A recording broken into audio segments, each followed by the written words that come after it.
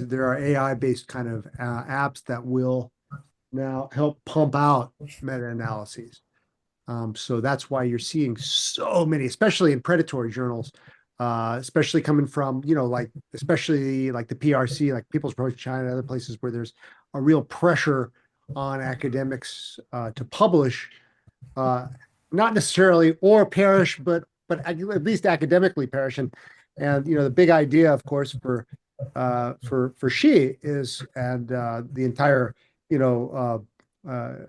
Chinese, the People's Party is to lead the world in not only in biomedical research, but in research in general. So there's a real push to pump out manuscripts, and they will pay in some ways clinicians, the publishing fee and everything. And it's led to a whole industry of not only of predatory journals, but of apps to make some of this stuff easier to do. And actually, I love the idea of these things making things easier, to where you could do better quality research, so long as, just like you guys were saying, it's not garbage in, garbage out. Because of course, if you're not including everything that you're supposed to be including, or you don't understand the subject, or you are not in the field that you're doing a meta-analysis on, you may not have the nuanced, understanding, just like Ben said, of a given area. And you may be talking about one procedure or another procedure, which are completely different. And if you are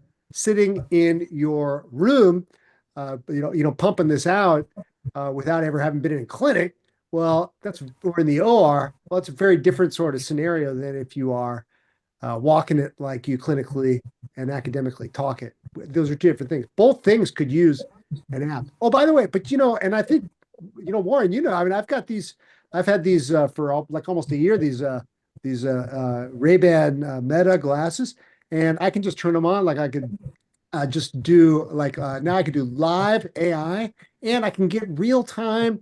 It's unbelievable. I'm getting real time when I'm talking to patients. Translation. It's not real time yet, though. It's still like a second and a half delay, which is a little weird. But my patients love it. I love it. I'm using this thing instead of actually some of the other things because, it just came on actually as I was talking. But I could do this right now. I could say, okay, Meta, what am I looking at? And it's gonna, I don't know, you'll see a blink here, and it's gonna tell me what I'm looking at, and it's probably gonna say, you are looking at a screen, but it looks like a Zoom call. That's what it's just told me. So I mean, I've got all of this stuff coming in here. And I use it in the operating room in real time, and it's astonishing. But this is happening now. How do we? I'm going to turn this damn thing off. You're an early adopter of Google Glasses. How did that work out? Oh yeah, I had to look. I love those things, but those things are. I have two sets of bricked Google Glass in my drawers.